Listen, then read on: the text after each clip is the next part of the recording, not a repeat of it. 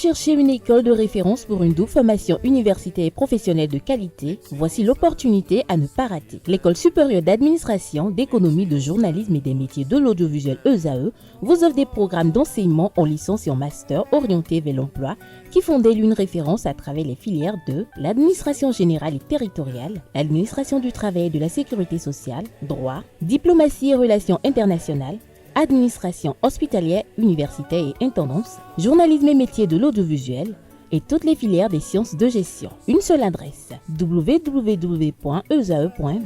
Rendez-vous dès maintenant sur nos campus ESAE Bedjromende au numéro 90 93 65 21 ou au numéro 98 98 14 00. Paracourt sur le numéro 52 46 12 12.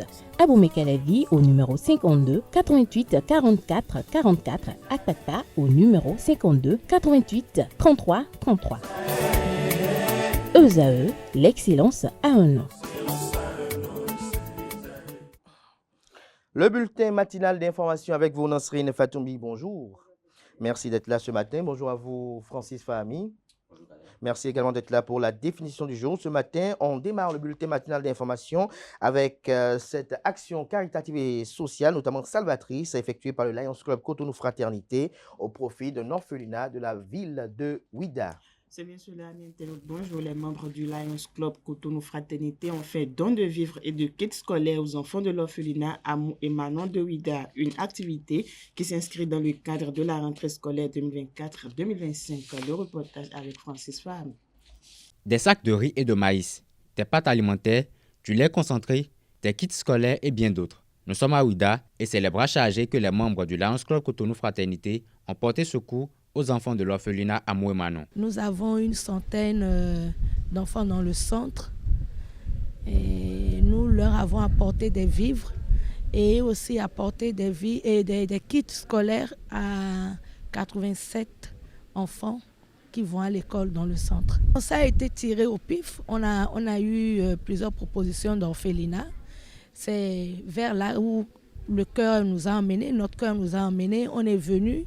Et franchement, on n'est pas déçus du choix parce que c'est un centre qui a vraiment besoin d'aide. Une initiative bien accueillie par les pensionnaires du centre qui n'ont pas manqué d'en faire le témoignage. Personne n'ignore le moment que nous sommes en train de que nous voulons traverser et ce serait parti pour 9 mois. C'est la rentrée scolaire des enfants. Il leur faut des fournitures scolaires, des kakis, des vivres, le petit déjeuner, le dîner, si possible le goûter. Donc, les membres de Lions Club Cotonou Fraternité, je ne peux que les remercier et demander au Tout-Puissant de veiller sur eux. Une action qui vise à soutenir les responsables de l'orphelinat et qui permettra d'améliorer la qualité de vie des différents enfants. Ceux qui s'occupent de la veuve et de l'orphelin remplissent une mission noble, une mission humanitaire. Et notre devoir, c'est de vous assister. Au retour, nous allons rendre compte au président du club qui est absent du territoire et le CA va statuer. Tout ce que nous venons d'entendre ici ne sont pas tombés dans des oreilles de sourds. Je sais que dans vos écoles, dans votre quartier, il y a des gens qui n'ont pas mangé ou bien. Est-ce que vous leur donnez à manger? Quand vous avez un peu, quand papa vous donne un peu là, est-ce que vous donnez 10 francs, 5 francs à ceux qui n'en ont pas? Vous faites ça? Merci, applaudissez pour vous. Les amis Lions du club Cotonou Fraternité prennent congé des enfants de l'orphelinat Amou et Manon de Ouida avec le sentiment d'avoir contribué à l'épanouissement ainsi qu'à la croissance de ces enfants. On s'intéresse à présent à l'opinion du parti politique Restaurer l'Espoir sur l'arrestation de Steve Amoussou. Dans une déclaration rendue publique ce dimanche 1er septembre 2024, le parti Restaurer l'espoir de Candide Marie Azanaï met en lumière certaines zones d'ombre concernant l'affaire Steve Amoussou qui a conduit les autorités judiciaires togolaises à ouvrir une enquête judiciaire et à émettre des mandats d'arrêt à l'encontre des présumés ravisseurs de Steve Amoussou. Pour Candide Marie Azanaï et le parti Restaurer l'espoir, il est essentiel de faire la distinction entre les deux aspects de cette affaire qui sont d'une part l'enlèvement sur le territoire togolais et d'autre part la détention et l'inculpation sur le sol béninois. Par ailleurs, le parti affirme n'avoir aucune relation avec le monsieur Steve Amoussou. Le président de la République, Patrice Talon, chef de l'État et chef du gouvernement, a promulgué la nouvelle loi relative à la Commission béninoise des droits de l'homme. Tout à fait, la loi a été promulguée par le président Patrice Talon suite à un contrôle de constitutionnalité favorable devant la Cour constitutionnelle. La réforme de la Commission béninoise des droits de l'homme a entraîné des modifications dans la composition et le fonctionnement. La nouvelle loi a modifié, en effet, outre la procédure de sélection des candidats pour la conformer au principe de Paris. Un changement majeur concerne la composition et le mode de désignation des membres de la CBDH. Désormais, l'institution voit son nombre réduit de 11 à 7 membres. En vacances depuis un mois environ, le gouvernement béninois effectue sa rentrée ce lundi. ESAE TV a tendu son micro à quelques citoyens. C'est bien cela, en vacances depuis le 2 août 2024. La prochaine rentrée gouvernementale est prévue pour ce 2 septembre 2024. En attendant le prochain conseil des ministres prévu pour le mercredi 4 septembre prochain, quelques citoyens ont livré leurs attentes à ESAE TV. Ils sont au micro de Kanté Amoussou. Les sujets brûlants sur lesquels nous aimerions que nos chers députés se penchent.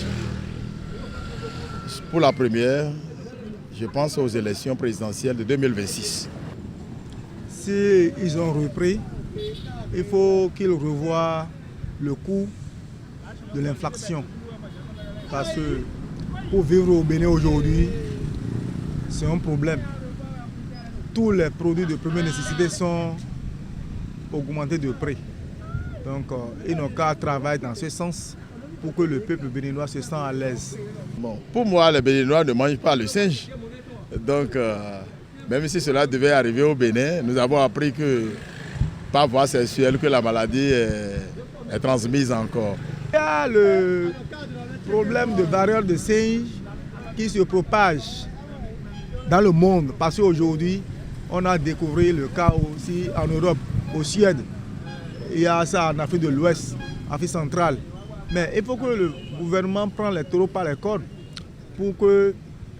Il ne faut pas qu'on attend pour que ça vienne. Il faut commencer par prévenir, il faut commencer par sensibiliser des gens. S'il y a lieu même de vacciner les gens, il faut vacciner pour que ça ne vienne pas au Bénin pour tuer les Béninois. Ça, c'est la plus grande inquiétude parce que là, on ne peut pas vivre sans amour.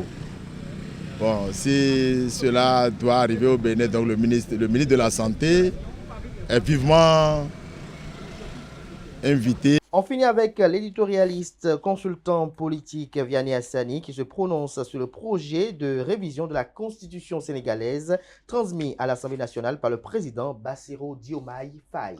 4 mois après son investiture, le président sénégalais Bassirou Diomaye Faye veut modifier la Constitution, un projet transmis à l'Assemblée nationale. Au micro de Francis Fahmi, l'éditorialiste et consultant politique Vianney Hassani commande ce projet et analyse les conditions de sa réussite. Il estime que le président Diomaye Faye n'a pas de majorité au Parlement, on le suit. À peine quelques mois après son arrivée au pouvoir, le président Bassirou Diomaye Faye du Sénégal engage une procédure de révision de la Constitution. Alors d'après le décret présidentiel qui a été publié et d'après le conseiller du président de la République et qui en a parlé ces derniers jours, cette révision de la Constitution sénégalaise vise 2 objectifs, c'est notamment la suppression de 2 institutions de la République, à savoir un haut conseil chargé des collectivités territoriales et le conseil économique, social et environnemental. C'est vrai qu'il s'agit de problématiques qui sont aussi courantes dans bien d'autres pays africains, à savoir l'efficacité, l'opportunité et la pertinence d'un certain nombre d'institutions qui méritent tout au moins d'être révisées. Mais je pense qu'on sait qu'en Afrique, toute révision de la Constitution peut partir sur des fondements objectifs et après viser d'autres desseins. Et donc c'est pour ça qu'il faut être très prudent. Néanmoins, il y a 2 obstacles possibles à ce que cette révision, cet objectif de révision ne soit pas forcément sain pour la démocratie sénégalaise. C'est que le président Bassirou Diomaye Faye ne dispose pas d'une majorité au Parlement sénégalais à l'heure actuelle. Et donc, bien entendu, si une telle révision doit être faite, ça ne pourrait se faire que dans le cadre d'un consensus politique, aussi bien de la part des soutiens du régime en place que des membres de l'opposition. Et je dirais, la deuxième réserve qu'on peut avoir aussi, c'est que on peut estimer, bien entendu, que lorsqu'on veut faire une révision et que cette révision de la Constitution est dans un objectif positif, il vaut mieux le faire très tôt lorsqu'on arrive au pouvoir plutôt que d'attendre les derniers moments de son mandat pour le faire. Mais ça peut être aussi une stratégie que le président Diomaye Faye est en train de mettre en place pour éviter tout soupçon. C'est pour ça qu'il préfère le faire au début. Mais au total, j'estime que ce qui va permettre de savoir si ce projet de révision de la Constitution du Sénégal pour changer en fait le sort des deux institutions qui sont considérées peut-être comme inutilement budgétivores, à savoir le Haut Conseil des collectivités territoriales et le Conseil économique et social, eh bien, c'est forcément par le consensus que cette dynamique pourra se mettre en branle si elle est objective, parce que le président Diomaye Faye ne dispose pas d'une majorité au Parlement. Donc, je pense que les semaines, les mois à venir nous édifieront davantage si un vrai consensus et un dessein positif, objectifs sont à la base de ce projet de révision de la Constitution au Sénégal. Merci à vous, Nosrine Fatoumbi, pour cette présentation du bulletin matinal d'information. Vous restez avec moi, on retrouve Francis Fahmi juste après ceci pour la définition du jour.